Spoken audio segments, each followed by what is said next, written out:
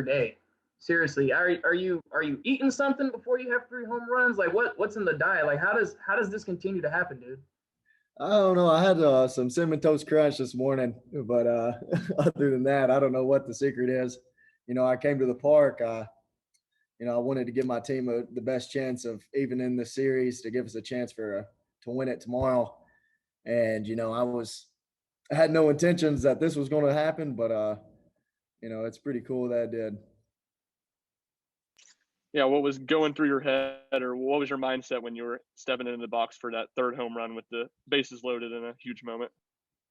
Well, I mean, the previous ABs, I was on the heaters, and I figured that he was going to try to get ahead with the breaking ball, but walking to the plate and hearing the crowd, that's probably the loudest I've ever heard that stadium, and to feel the every hair on my body just standing up, it almost gave me a little confidence to attack this first pitch, and because odds are the pitcher was a little more nervous than I was, so I think the crowd actually helped me out in that last AB. I'm not gonna lie. We'll go to Mike and then Alex after that. Yeah, Evan, did you think that last one was out? And at what point did you realize it was? And then how did it feel? I mean, at that point, rounding the bases when that ball's over the fence and everyone's going nuts in the stadium. I didn't know if it was going to go out, but Coach Elander, he always tells me that curveballs go a little farther than fastballs. But, my objective that AB was just trying to hit a sac fly. I was trying to get something up in the air to score the runner on third. And, I got a little more barrel than my actually intentions were. And, thank God that the ball got out, because that was a pretty cool moment that I'll probably remember for the rest of my life. After your first or second home run, was the ball coming in any bigger for you, like the size of a beach ball or something? I mean, just when you went up for that third AB, was your confidence just through another level that you thought there was no way they could pitch past you? Actually, I was kind of thinking that they were going to intentionally walk me if Connor Pavoloni got out right there.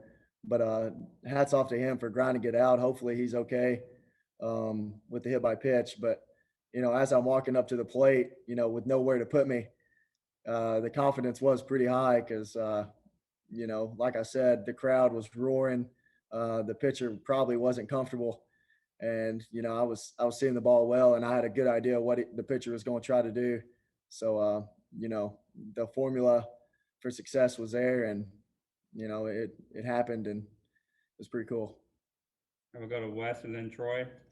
Yeah, Evan, you talked about thinking you were going to get a first pitch breaking ball there. And I'm wondering what made you think that, because a lot of guys might think, the reliever's a little bit rattled. He just hit Connor to load the bases, 1 out, tying run on third. A lot of people might be thinking, get me over fastball there for a first strike. What made you think breaking ball?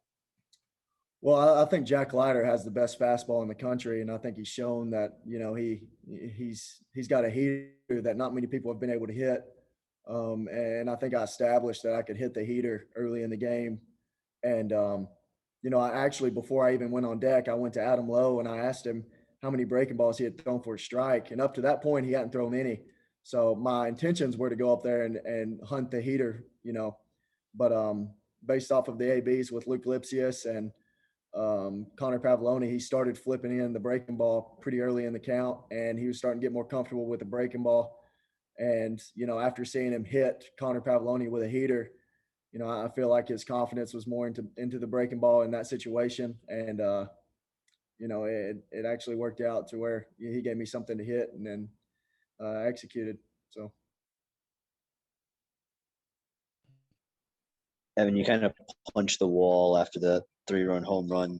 I'm just wondering, what is it about this team that y'all didn't let that moment kind of get you down and kind of y'all were able to rally and find a way to win? That was a big moment.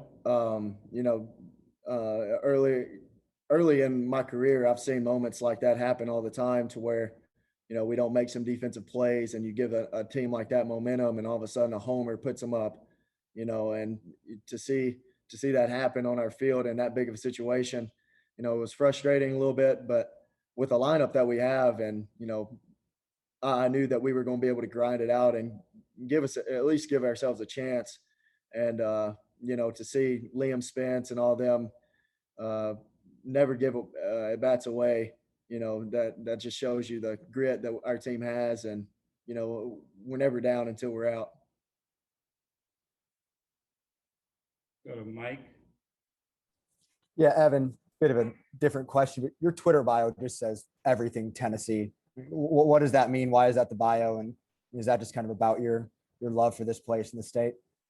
I think that just describes my life a little bit.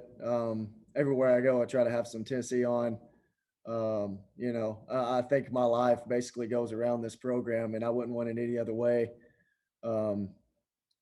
Whenever you put something in Twitter bio, you want it to kind of represent what you're all about. And, if the Tennessee Volunteers are winning, my life is going pretty well, and that locker room, that family that I have in there, they're the most important relationships that I could have. And, to see smiles on people's face and to see guys like Will Heflin, do as well as he did, it's nothing but joy that comes over me. So yeah, everything Tennessee. We got time for one more. Troy, did you have another one? I got one. No. All right, go ahead. You talked about facing Leiter, a guy with a top level fastball. Is there any different approach that you have when you face guys like Leiter and who you had 2 home runs off of today, and then you faced the guy down at LSU, Hill, had 2 home runs against him? Is there any different mentality that you go up with, or does it just give you even more edge when you go to the plate against those guys? It's almost like I simplify it whenever I go into the plate, whenever they're up on the mound. I try to keep everything simple, try to not to get too big. And my approach is, these guys are dominant pitchers. He'll pitch for a long time. Both those guys will pitch for a very long time, along with Kumar Rucker.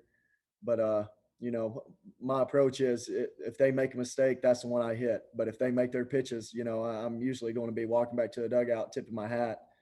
But, it takes 2 to tango in this game. And, I got a mistake from both those guys. And, I feel like I executed, and, my approach was pretty simple and it paid off. Wes, did you have one more? Yes.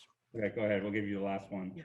Evan, I know that, when you first came to Tennessee, how many chances or offers did you have from other places? Because I still, if I remember correctly, you came here as a walk-on, didn't you?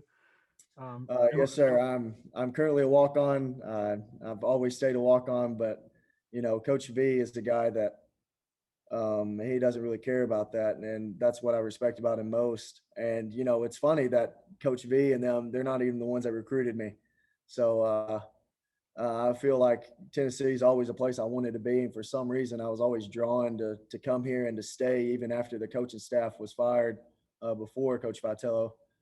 But for Coach Vitello to keep giving me opportunities, especially in big moments, and to trust to have trust in me to perform at a high level against a team like that, it's nothing but respect for that man. So it's pretty cool. What offers did you have to go places?